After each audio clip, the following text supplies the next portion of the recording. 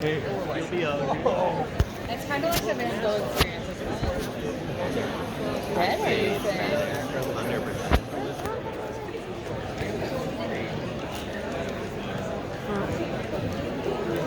Just doorway you can hold Ping pong around. Yeah, right? I'm guessing. Where'd the other guy take him?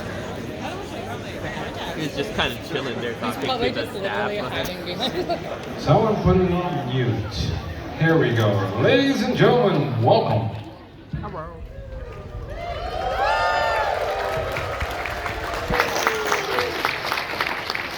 Let's go to my big line. Welcome, everyone.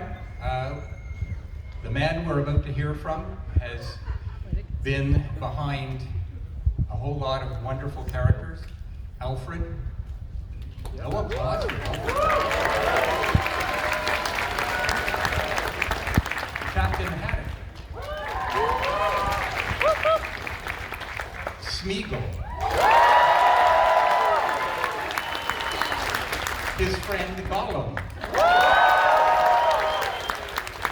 Kino Loy. And of course, Supreme Leader Snoke.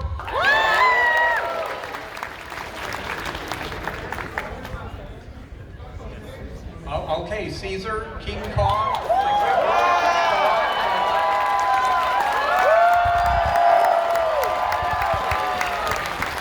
god! Oh my god! Hi everybody.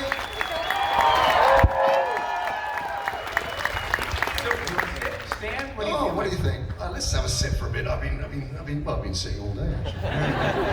I don't mind sitting. So that was quite a list of characters, and as they reminded me, I even left out Caesar and King Kong. What do you see unites these characters that you played, aside from you?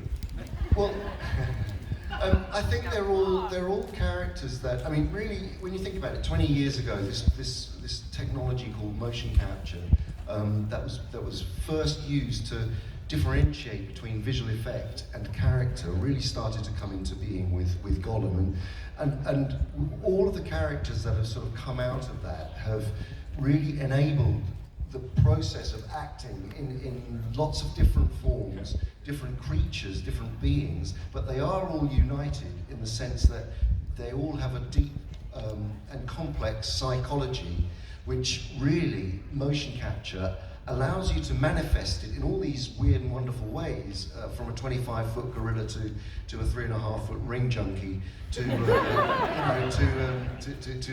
an evolving chimpanzee. But they're all united by, I think, great writing first and foremost, and as an actor responding to a great script written by all of the writers from all of those franchises.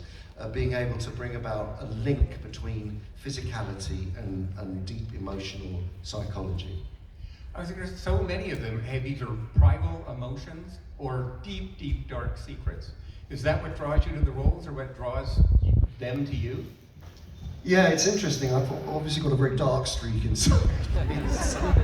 I mean, I've, as an actor, you know, what appeals to me about a script or a story is that I know that an audience, when they've been through the experience of watching the movie or the play or the TV show, that they're going to somehow come out of it the other side changed, or their perspective is changed about humanity. And that's what's so amazing about all of the franchises I've been involved in, that they say so much about humanity and you know, how the world is evolving and not always in a great way, and how there is a disparity of understanding and a lack of empathy and so on and so forth. So what attracts me to a character when I first take it on, I mean, for instance, when I read the script for Rise of the Planet of the Apes, the first one, I read the pages, and it was, you know, this young creature is brought into the world, his mother dies,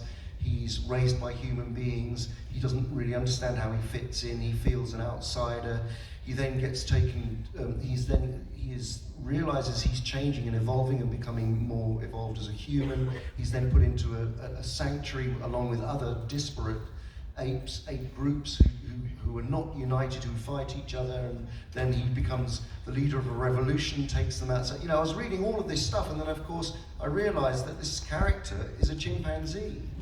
You know, so it's you know, I don't go in thinking, oh, I'm going to play a chimpanzee, therefore I've got to move around like a chimp. It's what is this character saying about our emotions, about our psychology, about the world that we live in, and Caesar, and then Caesar in the second films and the third films was all about the evolution of a society now that the world was changed, and that if you start again, rather like actually Animal Farm that I'm working on at the moment, if you got a chance to start again and create a society, how would that society manage itself? How would it evolve?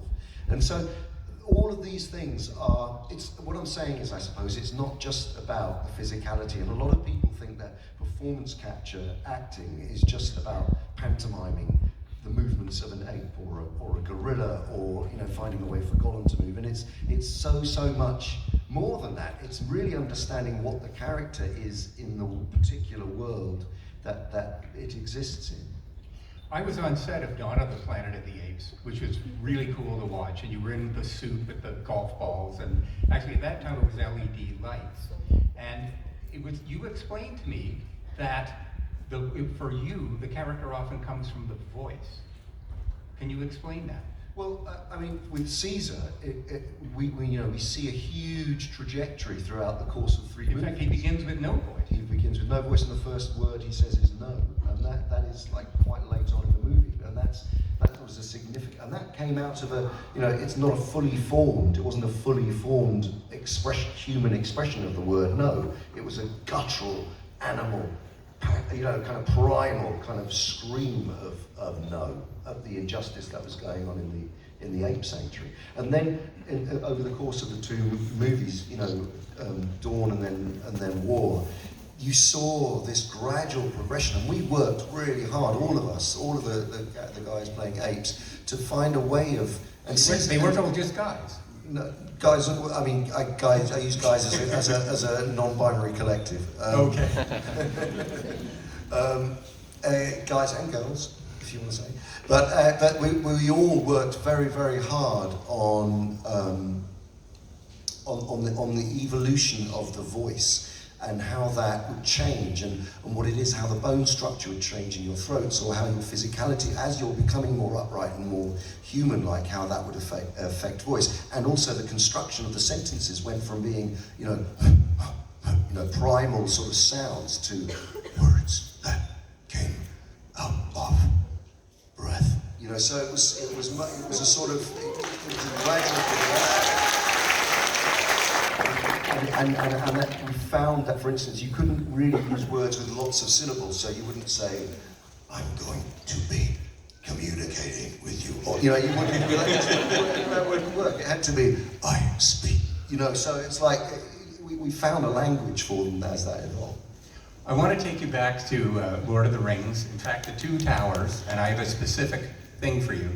So there was a big media event, and it was October the 30th, 2002. And I was talking to 2 of the conceptual artists, John Howe and Alan Lee, and I said, we were supposed to get Andy Serkis. And he said, oh, he's still working. He's still on the stage doing Gollum. That's October the 30th. The film opened on December the 5th. How crazy was that? Yeah, I mean, that's the thing. The thing with these big movies, and especially using a technology that was evolving, and the way of creating a digital character was evolving. We shot right until the last minute. And Peter Jackson, I mean, I'll give you an example with King Kong. Peter Jackson hadn't actually seen the final version of the film, because 2 of the visual effects shots were being flown for the premiere in New York, without him having seen 2 big visual effects shots in it. That's how close to the wire. Pete works right up to the last minute. Is that because the technology just keeps getting better, and you look at it and go, we can tweak that, we can tweak it? Yeah, because it's always the search for perfection, always the search to make things better, and you use every single second before that film is released. I notice now there's a lot of talk about AI in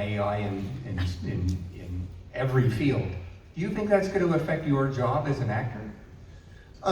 It's interesting because a lot of people are getting worried about that, but then people were terrified about performance capture. They said, you know, when I first started working in performance capture, and most actors didn't understand what that was. They were like, "Our jobs are going to be taken by robots," you know. And it's like, you know, or there was a real fear of this new technology, but it's only enabled actors to play so many different things. So, of course, with the evolution of the internet, you know, 25 years ago we had no internet. Look at what the world is and how it's changed and how we communicate and how brilliant things have evolved from the internet and awful things have evolved from the internet.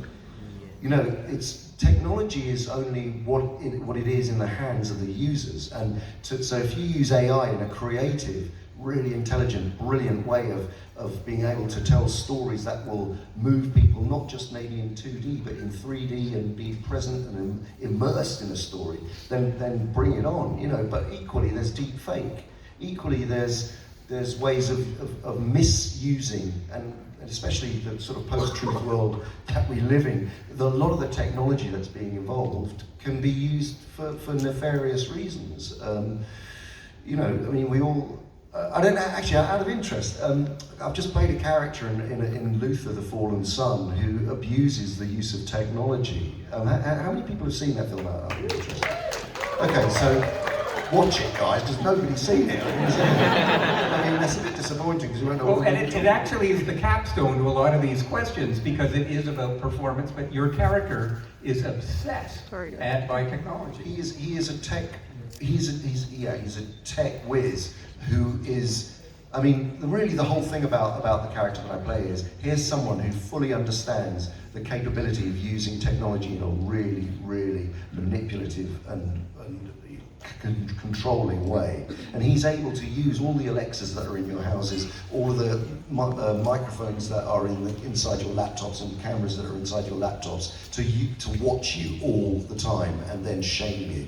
So it's a very interesting, that's why I took that role. It's a very dark and pretty nasty character, and you know, I nearly didn't take it because it was actually, I thought, God, I really want to play this guy. But I thought the debate was very interesting about how technology can be used for good things and for horrendous things, the dark web, and you know, all of the things that can, the way that you know, the dark web operates to manipulate people.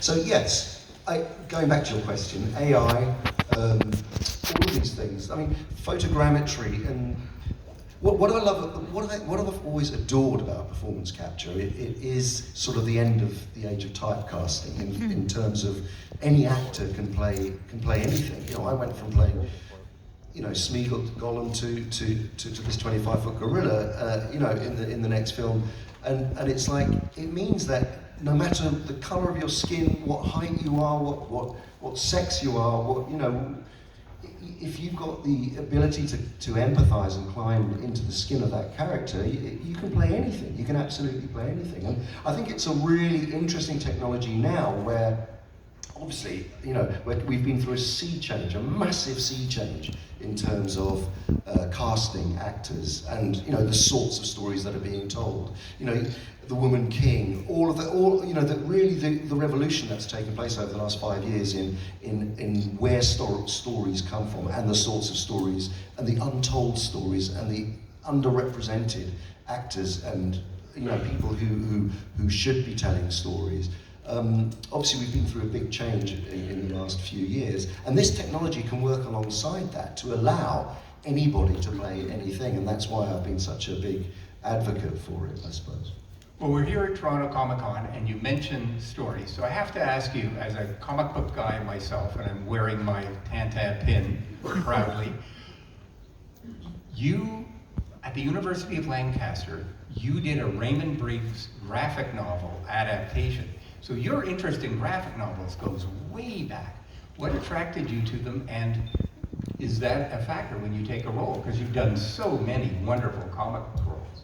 Yeah, I mean, it's true. That was one of the first stage productions I sort of directed and self-did. It was a one-man show based on Raymond Briggs's book, The Tin Pot Foreign General and the Iron Woman, and it was about the Falkland Islands War. And I made these huge kind of puppets and sort of, you know, it was a real exploration of how to bring the graphic novel into a theatrical kind of existence. So I've always been fascinated by you know, the deep-rooted sort of you know, again, it's the graphic novels tell such truths that it might even be harder to communicate in any other medium.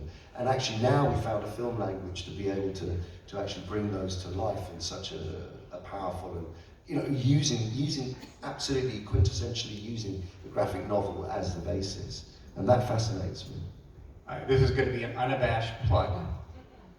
This is your the first 2 issues of Andy's comic. So tell me about this. Yeah, Take a photo. So this is I was very fortunate to work with some incredibly talented graphic novelists and story artists, and this is the Greek myths reimagined as you know, as graphic novels, and they feel very contemporary, they feel very current, and they're very beautifully drawn. If you ever get a chance to read them, I met up with a producer called Andrew Levitas, and he was an artist, and we talked together about creating a series of graphic novels which are based on the Greek myths, and which didn't feel like old and sort of unconnected to the modern world. They're very, very modern in their storytelling and what they're saying about humanity.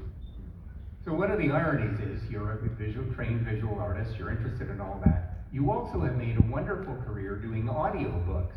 You read so much of Lord of the Rings, you read The Hobbit, you were a part of the, I don't know what you even call it, audio drama of The Sandman.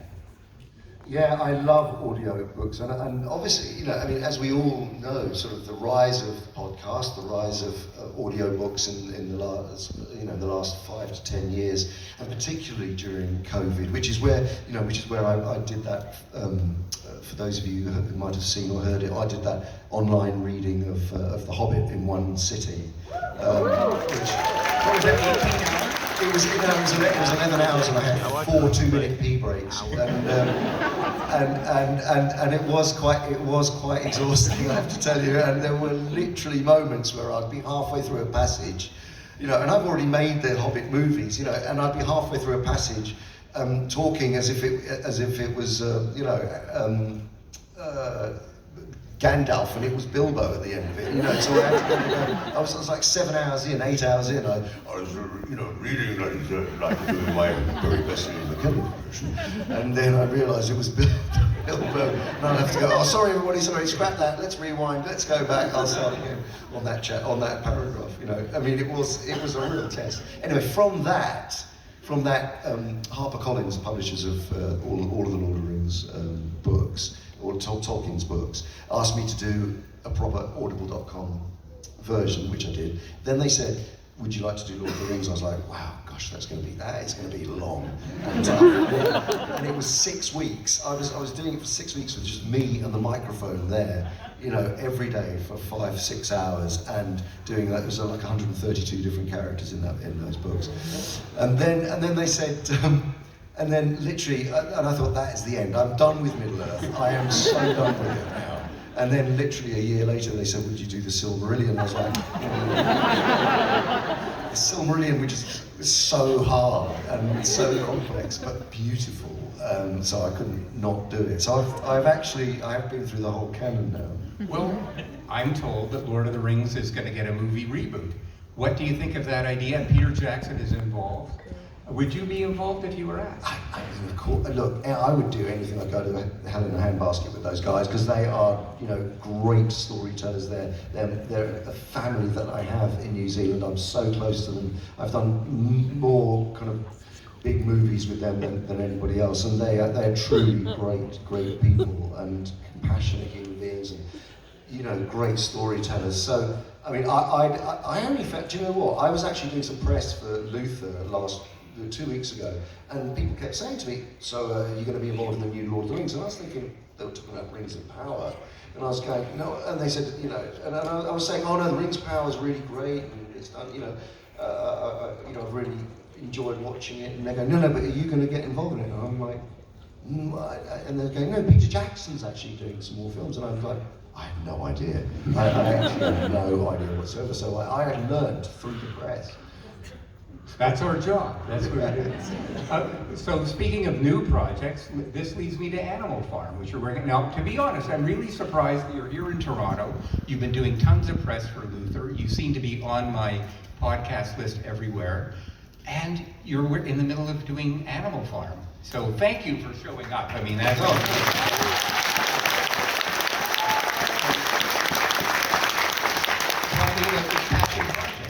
We've been trying to make Animal Farm since 2011. 2011 we started. It was during the time of the first Apes movie, and I'd loved Animal Farm as a book. In fact, I was talking to someone about it earlier today. The first books I read as a young adult, just like when you start to read the first sort of slightly more adult books, not children's books. The first two books I read were The Hobbit and Animal Farm. Those were my first two books.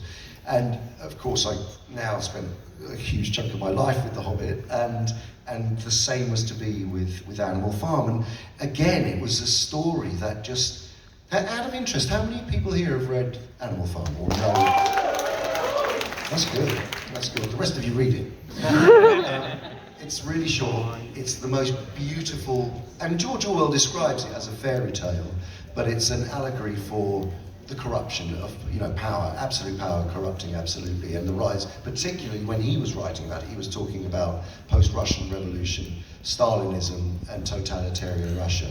This, our version, we were determined, and we worked with the Orwell estate very closely, that if Orwell were writing Animal Farm for today, what would he be? What would he be satirizing? What would the fairy tale be a cloak for? What would So it's very, very contemporaneous. It's also has a lot of humor in it, and it also has a particular point of view. Anybody who's read the book will know that it tells the story kind of from afar of the animals rebelling against humans, creating a new world, a new order, a utopia where they all work together equally, and then through the bad leadership of the pigs then ascend to become a kind of ruling class, and in fact the rest of the animals are in a worse off position than they were underneath the rule of human beings. So it's like, how do you make that, I mean, look around the world at what's happening, and you can see how eternally relevant that book is still, but the ways of telling and the language of telling that story have changed, and the targets, the characters that are being satirized are not Stalin and Trotsky and Lenin and all of those people. They are, I'm not going to say who, but it doesn't, you don't have to look too far to realise it if you dig into it. But it feels very, very modern, and as I say, it's a family film. And it's taken us a long time to find a home for it, and we're working now with an incredible visual effects company. It's an animated movie with a fairy tale style, but feels quite painterly and classic in its look. But we're working with a company called CineSite and Aniventure, their production arm, and they're incredible partners who really understand the way we want to tell the story. Well, it's a fascinating timing, because this book is still one of the most banned books. It's still on the banned books list. So what do you think the reception is going to be? I was actually, frankly, quite surprised you said it was going to be a family film. Are you going to get banned in Florida? I hope so.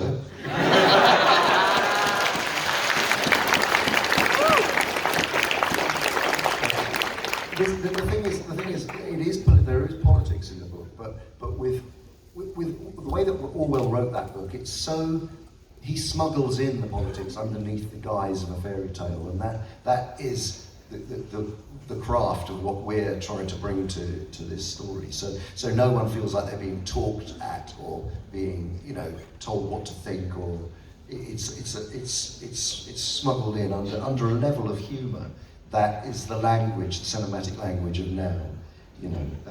So yeah, I mean that's I think that's how it'll work. We want everyone to come along with us. We don't want people to. We want people to come out of it with a perception change and kind of really look at themselves. That leads me to the question about so many of the projects that you work on, and I'm going to focus particularly on Lord of the Rings. That's still relevant. That was a book that was written a long time ago, and yet when the books started coming out, when the movies started coming out, they seem to resonate. And even when we watch them again, they still resonate. So what is it about fantasy that allows that to not date, or to sort of mutate in a different way? I mean, that's why everybody is here, because we all are passionate about stories that are emotional and relevant and connect to you either personally or through the world and the way that you see the world.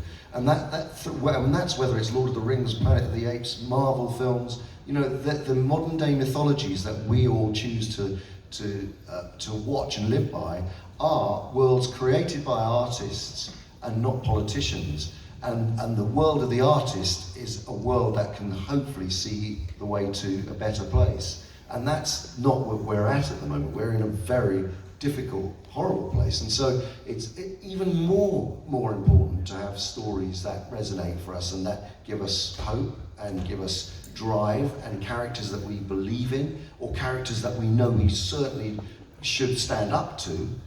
That, you know, but we do it within the safe environments of a great modern set of mythologies. And I think that's why we're all here. That is what connects us all, both you as an audience and as us as filmmakers and storytellers.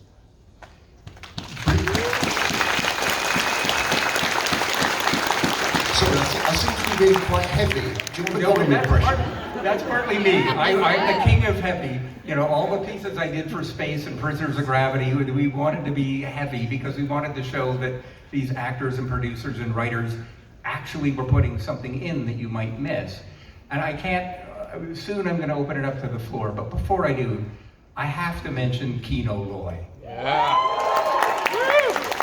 What a remarkable, so tell me about getting the script and tell me about why that character resonated for you, because for so many of us, what a brilliant performance. Well, thank you very much. I mean, I've been incredibly surprised at how much that character has affected people. And today alone, you know, people have just been sort of saying, oh, is Kino coming back?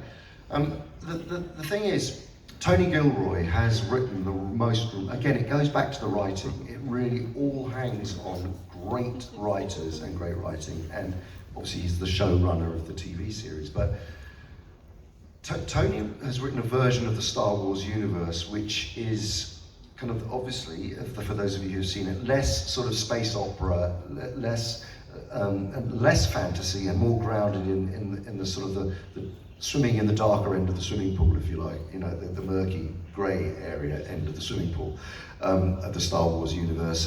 And with that comes the world that Kino lives in, and that was what attracted me to the script, was that suddenly it was like, it almost didn't feel like it was part of a Star Wars story. It felt like here was a story about real oppression and how on earth, God knows there are so many oppressive regimes around the world at the moment. It's how do you survive?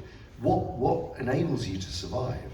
And when you're constantly numbed by fake news, or you know, that we are controlled in so many ways about, you know, the post-truth existence that we just don't know. We don't know what is solid enough to believe in other than storytelling, quite frankly, I think. And anyway, so Kino, when I read the script, what I loved about the character was that here was a man who probably in a former life before he's incarcerated on Kino 5 is a shop steward or a factory worker leader who's good at bringing people together to stand up for their rights, for, you know, workers' pay, or, you know, all of those kind of things that we can relate to.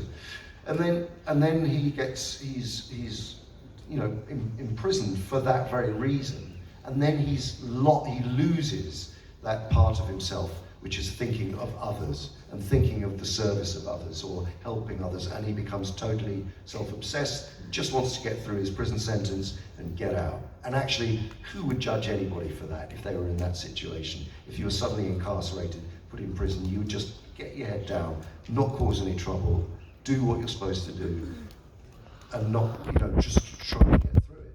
So that journey, which is then completely flipped on its head with the arrival of Cassian Andor, who is someone who does believe in the possibility of change, who does believe that you can actually make the world a better place, reignites Kino Loy to make that speech where he does galvanize everybody, bring them all together and lead them to freedom. And that I just think is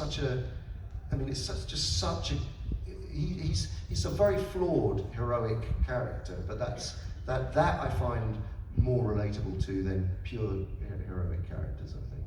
But he makes the hero, Cassian Andor, more of a hero because his job was to make people heroes, in a way. Exactly. So I'm going to open this up. If we can have a line on that side. The woman has her hand up over there. There's going to be a line over there. And we'll start on this side. I don't know why. It's Andy's side, so we'll prefer that. So tell us who you are and what your question is, and please end your question with a question mark. Okay. So my name is Mike, and I was wondering, when you play a role like you did in Luther, how emotionally taxing is it, and how do you kind of detox from that type of intensity? Question mark. Nicely done. Without going into too much specifics, because nobody's watched it. I'm only joking. You can watch it tonight. It's on Netflix. So, anyway, as if it needs any more publicity. But no, it is a very dark character, and as I say, when I read the script originally, I literally wanted to throw it in the bin and have a shower. It was that bad. But actually, it was the debate that I thought that this character would bring about how we've given up our responsibility with the internet, and almost we're blind to its dark side. And it was a matter of going in every day and looking really at the darkest part of my own personality to try and humanize this person. But I mean, I think if I'd played this role, to answer your question, if I'd played this role, say 20 years ago, I would have, and I have been through my life and used different forms and different methods of creating characters. But when I was a younger actor, I was a pure method, and in the sense of staying in character all the time or for long periods of time. The fact of the matter is, at this stage of my life, I have a family, I've got 3 kids, I'm directing Animal Farm, I've got a business called the Imaginarium, there are so many other things I have to manage. One of the things I've had to learn as an actor over the years is to compartmentalize and be able to actually put a character down and then immediately pick something up, because nearly every day on Luther I was directing animators in Montreal from London, at the same time as shooting Luther. So in many respects, I didn't have time or the luxury to wallow too much in the, thank the Lord actually, quite frankly, with this character. I was able to jettison myself out of it quickly. Thank you very much for your question. That was great. On this side. Hi, Andy. I'm Bobby. I just want to say thank you for coming here, sharing your passion, sharing your art, sharing your craft. This is my first ever Comic-Con Fan Expo, even though I've loved Star Wars, Star Trek, Marvel, Lord of the Rings, the Planet of the Apes. It's been amazing. So thank you so much for sharing everything you've done. I think it's really important for us to acknowledge that, because I think that goes to my question, which is, the advent of sci-fi and fantasy and getting accolades. I remember watching Picard and First Contact. I was like, give him an Oscar. And then I saw you in Lord of the Rings. I was like, man, give this guy an Oscar. And then there was buzz about that, and it didn't happen. But to me, motion capture and what you do as an actor with that is tremendous. And then I saw Season, and I was like, wow, the subtlety, the nuance, what you brought to the story, and the character, and the meaning behind it, that makes me emote, right? It's so powerful. We're now seeing the last 5 years that accolades and awards are going to people that are diverse, but also now with sci-fi and fantasy, I'd love to get your opinion on, motion. First off, I think you deserve an Oscar, but I also believe that when are motion capture going to be nominated for awards and get the accolades that they deserve and they're due? Thank you. Question mark. Question mark accepted. I think, look, I think it's a lot further on than it was 20 years ago. I mean, literally, there was such a grey area, and I think the problem was that there's an acceptance not just by the acting fraternity, but by the animation fraternity, because animators do a huge amount when you're creating a CG character. Of course they do, but it's all ultimately to do with the authorship of a character. And in the old days, the authorship of the character was entirely left to a team of animators. And the difference is, with a performance captured role, the authorship of a role is left entirely to the central authorship of the role is led by the actor. And that's the difference. And so there's a lot of spectrum in that. There's a lot of grey areas where, I mean, obviously, when I'm playing King Kong, to get the weight of a 25-foot tall, hundreds and hundreds of pound weight gorilla, I wore weights on set every day and used that to create real physicality. But there are certain things that are augmented to make Kong the scale and size that he is. So the animator's job is to take the authorship of the role, the moments, the character moments that are captured facially, the internal performance which is filmed, and to actually create a form of digital makeup. And they don't like that word, and I understand why they don't like that word, because it's not just about creating a digital mask. There are augmentations. Kong's jaws can open a lot wider than mine can, but it's interpreting the actor's performance. So I can understand why it's taken time, but the fact of the matter is, if I was wearing prosthetic makeup for a role, say for instance you take a role like Gary Oldman playing Winston Churchill, completely unrecognisable. John Hurt, may his soul rest in peace, playing the Elephant Man, completely unrecognisable. That is the artistry of a team of people. That has nothing to do with the actual performance. So it's just that's why I say it is a kind of digital form of prosthetic makeup without taking anything away from the artistry of the animators, which is considerable. So does that sort of make sense? And therefore, that's why it's taken time for both actors and the animation teams to acknowledge it. I mean, if you looked at the Oscars this year, the visual effects, all my friends actually, who had worked on all of the films that I've been involved in, were involved in the latest Avatar. And Richie Bailey stood up and says, we would like to thank the actors for their contributions to these roles, because we couldn't have done it without them. And that's absolutely true. It's 100% true. Those performances would be nothing without the actors' performances. Equally, they would be without the artistry of the animators, they wouldn't have appeared on the screen as they did. So it is a kind of difficult, but I think the appreciation of the actor's performance is begun to be understood now for sure more. Thank you very much for your question.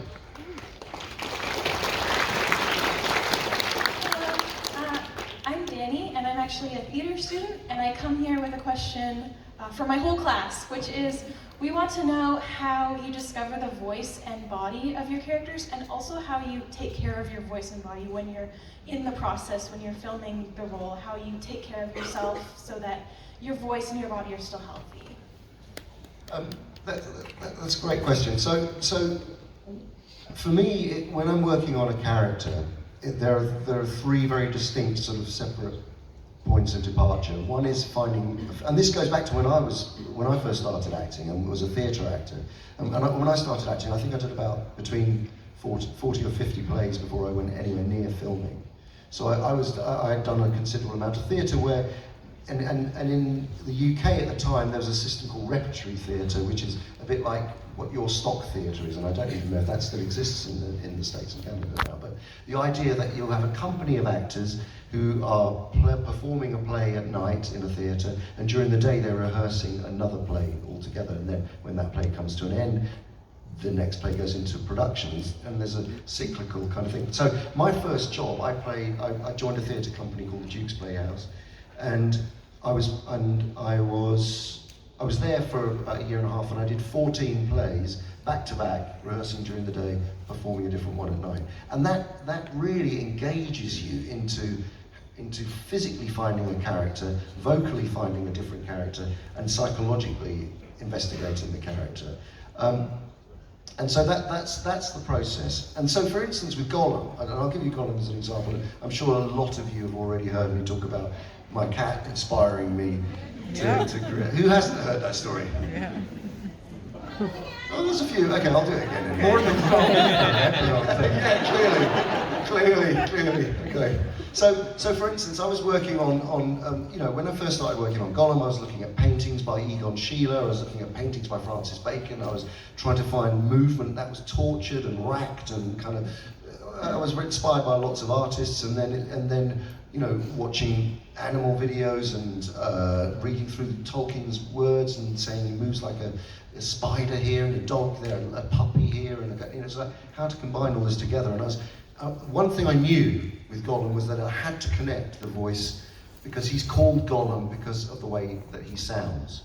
So when I was in this kind of early form of exploration, my cat at the time, Diz, came into the kitchen, and I remember sitting there and I had literally had the copy of Lord of the Rings in my hand, and I was going through all the pages making notes, and he started to cough up a furball, and I watched his spine, and his spine was doing this kind of move, and he was going, and it was just like, he's going to die right now. I was really worried, and it was just like, he's choking, and that was, I thought, oh, this is really interesting. And so that was like, he's, as all this stuff's coming out of his mouth, and suddenly I thought, that suddenly became, that was how the voice started to evolve. And then it was building into two different personalities, and Gollum being the more guttural, controlling older brother of Smeagol, who was the more innocent, sweeter, more, naive, we think, until the third film where he becomes the more manipulative, actually. So that is always, I think, and sorry, my answers are incredibly long, you've probably so I hope I get through. I'm going to try and get through them a bit quicker. But it always comes about by this kind of triumvirate of kind of investigations into voice, physicality, and psychology, and linking them up, basically. Wait, how do you take care of yourself while you do third part? Well, I drink a lot of honey. Well, it was called Gollum juice actually at the time, but honey and lemon and ginger and all sorts of stuff, and gargling, and I remember doing one ADR session for Gollum, which lasted about, I think we were doing it for about 14 hours actually. It was a long session, and we just had to, I was just downing pints of this stuff just to keep me going. You have to take care of your voice, and that voice particularly was quite, it was quite a challenging one. Although I think I did some damage to my vocal cords that have never really recovered, and have probably made me sound a lot sexier in later life. We will be the judge of that. Yes, Thank absolutely. you, Danny. Yes, next question. Hi. I'm a little close, sorry. I'm over here. I'm here for my dad today. As a child, Lord of the Rings scared me. Gollum specifically. But I'm wondering, what was your favorite scene to shoot, voice act for, or just watch within the trilogy? I loved working with Sean and Elijah. They were just amazing to work with. They're just brilliant actors, and the relationship that, it was interesting because as we went along throughout the course of the movies, and the more Gollum became closer to Frodo, the more Elijah and I sort of, our friendship grew, and the more Sean was a bit like, hold on a minute. He was getting a little bit jealous. And it was really, and there was one day, and it was the gates of Moria, and there's a moment where they're going to run through the gates and Gollum jumps out of nowhere and grabs them and pulls them back. And I accidentally, I promise you it was an accident, accidentally grabbed hold of Sean Astin's wig by mistake, which came off in my hands. And he was like, what are you? He went crazy. And I was like, dude, I didn't mean to. It was a complete accident, you know. So I enjoyed that.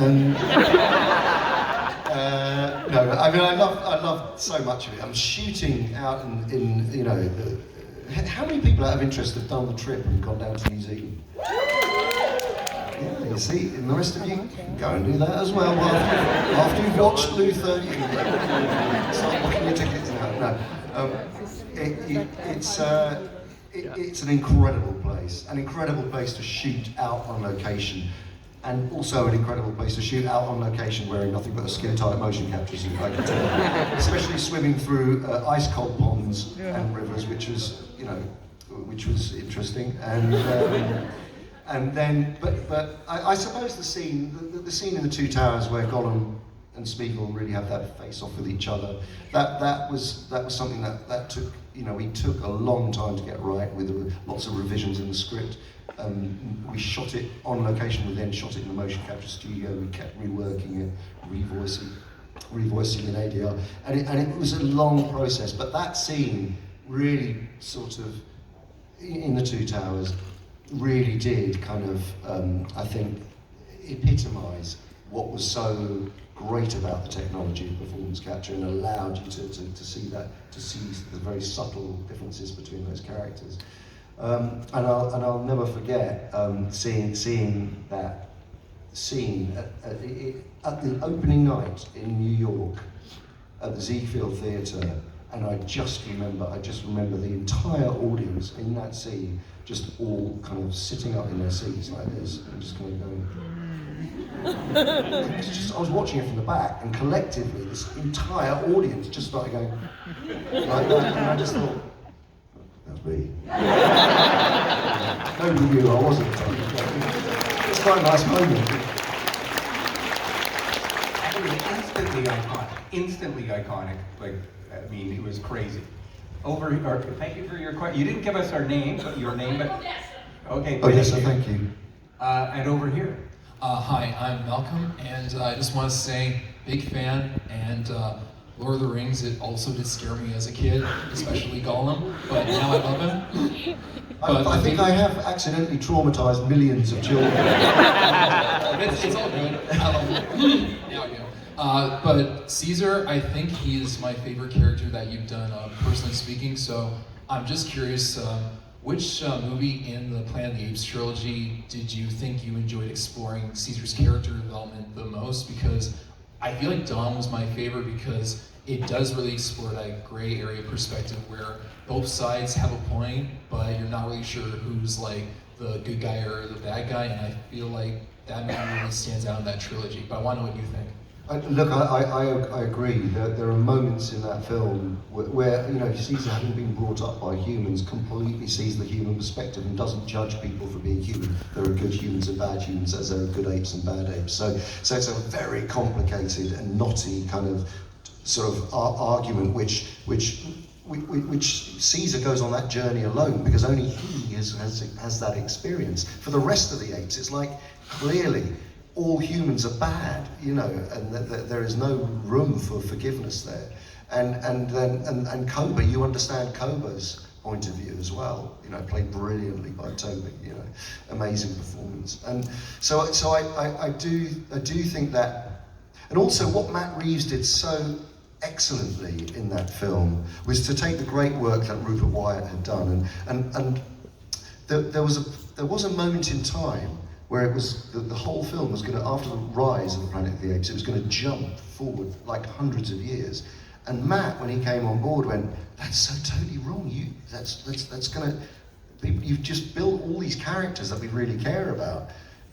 We've got to see the evolution of a society." And that for me was actually thrilling, both as an actor in process while we were in rehearsals, and we would do these long improvisations, and it's going back to the kind of the language thing, the apes discovering language. But it was you know, how are they going to all begin to communicate together, and what is the social way that they relate to each other? How do they sit in groups? How do they nurse each other if there are injuries? How do they, you know, how much of humanity do they bring into, or human attributes do they bring into the way that they are? It was just the process. I mean, I wish you could have observed and seen, or I wish there'd been some more behind the scenes actually of just the hours of, we'd be in character for hours as apes, not talking, not doing anything, just being. And then suddenly something would happen, and then it would erupt into some sort of disagreement or whatever, and then it would settle down again. And it really was a magnificent, you know, you forget that if you don't have that process in filmmaking, and so much of filmmaking is you have to do preparation in isolation on your own and turning up and doing it with your other actors on set, but having the luxury of working with your fellow cast, like a rehearsal for theatre actually, where you do get a chance to be together, to really explore it. That was what that had, and that was a wonderful experience. Thank you for your question. And if I may add, I just want to add something. What was it like to play a character literally from the moment of birth to the end? What was, spoiler, sorry. What was that like? Is anybody here not seen the Planet of the Apes? Out. Well, okay, so spoiler, shut your ears actually for this if you haven't seen it. But yes, playing that journey is, I can't think of any other role that any other actor has ever done where they played a character from birth through to death. You know, and that is and was one of the great challenges of that trilogy, and as I say, the evolution of the character. So it was a remarkable journey over the course of 7 or 8 years. Thank you, Matthew. That was Malcolm. Sorry, Malcolm. Thank you. Over here. Hi, I'm Laura. I've been a big fan of the Planet of the Apes franchise. I saw Luther the day it came out to Netflix. Hurrah. And you did amazing. You did amazing in that movie. My question is, would you rather play villains the rest of your life, or just stick to heroes the rest of your life? Well, you see. I'm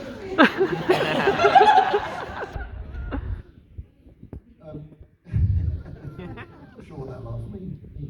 Anyway, it's a difficult one because I don't really see the world like that. I don't really see the world in terms of good and evil. I actually don't see it like that. It's far more complicated, and that's, I suppose, the point of taking those characters on. You know, I think we are all who we are for various reasons, whether it's genetic, whether it's behavioural, whether it's nature, nurture, however you want to put it. We are the sum total of good or bad parenting, or being abandoned, or being overly looked up. We are so the characters that I play don't ever have a kind of, this is an evil character or a villain. This is a very good person, or So it's always, I think nearly every role I played has been in that murky grey area of, if you really try, and again, it's about presenting that to an audience for them to then have their own debate about it. It's actually not, that's the point. As an actor, I really believe that my job is to instill a questioning and a debate, and a sort of something for you, the audience, to go away with, which then makes you think further about it, rather than if I was just to go, he's totally evil, you come out going, oh, he's an evil character, and then you shut down any possibility of change, or change of viewpoint, or trying to understand it. I mean, I'll give you a really, really interesting example. Did anybody see that show about Jeffrey Dahmer? Yes. Okay, so now some people refuse to watch it. I know people who refuse to watch it outright. Some people came away from it being incredibly moved by it. Some people were furious about it and thought it was glorifying, a serial killer. Personally, I thought it did exactly what I'm talking about, which is to open up a big question. There's a point in history where, where the police police were homophobic and racist and allowed this serial killer to get away with so much. Now, that was part of the discussion of the series, and I won't go into too much detail if you haven't seen it, but for me, I found it, and I sat and watched it with my wife, and we were riveted by the personal relationships in it, the relationship of Jeffrey Dahmer to his dad, and it's just like, look, we're all parents to our children, and if your child happens to be a serial killer, how do you deal with that? How do you actually deal with that? They're still your child. What do? Just completely cut them off? Or do you try and understand them? So those kinds of questions are really the questions that I ask when I'm playing, all of the different sort of ranges of characters that I get involved with. Thank you. That was great. And I can tell by your pause that was not a canned answer. You had to think about that.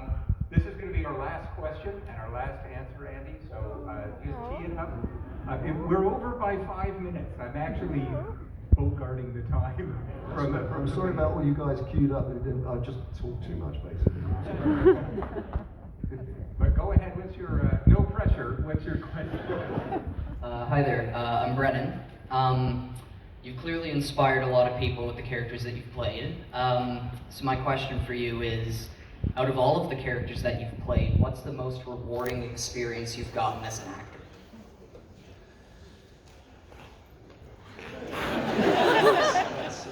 Look, I think I would be, in terms of reward.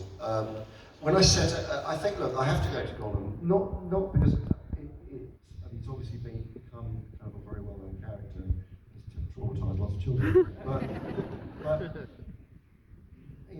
it was in the discovery of playing that role that a new way of acting was sort of part and parcel of that, and sort of being at the right place at the right time when things were going through this huge sea change in terms of characterization, and as I say, this move from visual effects to character. The rewards continue to give to me in the sense that it's enabled me to play so many of the characters that you've all enjoyed, and that's why it's kept me going. It's why I started the Imaginarium, so that the technology can then go on to actually, because the reward continues for me because my exploration continues, and it says that technology has allowed me to think, how are we going to receive stories in the next 10, 20, 30 years' time? And I firmly believe that we will be involved in a way of immersing ourselves in cinema that we've not yet. We're only at the tip of the iceberg, but motion capture plays a huge part in that, and virtual production and all of the technology and video game technology that kind of is associated with film production now. It's merging with a sense of theatre. If we all go back to the beginning, the shaman who sits around the fire telling the stories, where he stands up or she stands up and becomes a character, then becomes Greek theatre, where there's a proscenium art, we're up on stage, you're down in the audience, so we have more control and power to tell the stories that we want to tell. It's now coming back, and then cinema, where it goes from being just Shakespeare's auditoriums to a flat cinema screen where we're all sitting watching. And this is a long-winded answer, but there was a theatre practitioner in the 70s and 80s in Argentina called Augusto Boal, and he used to create forms of theatre it was called forum theatre. So he'd go to the community that he was working with in various different villages, and they would find out what the issues of that village that they wanted to discuss. So it could be, I don't know, the disparity between the rich and the poor in that community. It could be police brutality. It could be, anything that you can think of, and he would workshop with the community these issues, and then they would create a play, and then they would have the play, and the audience would sit down like you are now, and they would start the play off, but anybody in the audience could then step up. If there was a moment in the play where they thought that it was going in the wrong direction, and that the protagonist was going wrong, they were able to put their hand up and walk up on stage and take over that role. And so the birth, it was giving birth to a thing called, instead of being a spectator, that you're a spect-actor. And that is where I think cinema is going, and storytelling, because I think we're going to have a moment not far off. Look at James Cameron's new Avatar, that kind of immersiveness with those kind of CG characters. Imagine if you can walk in and out of those characters and that you're part of the narrative somehow. That with VR, AR, all of the technologies that are becoming available, I think that's where we're heading. And that is why Gollum has been the most rewarding character, because I wouldn't be on that journey if I hadn't played it.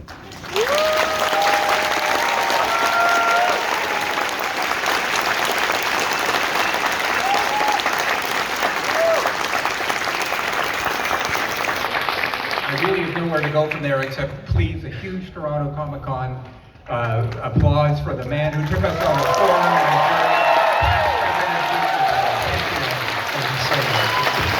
I want to say thank you for being incredibly passionate, all powerful human beings who are all going to change the world. Come on, we can do it.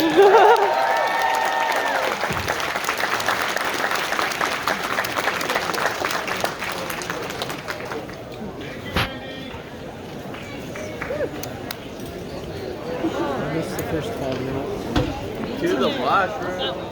Get some room.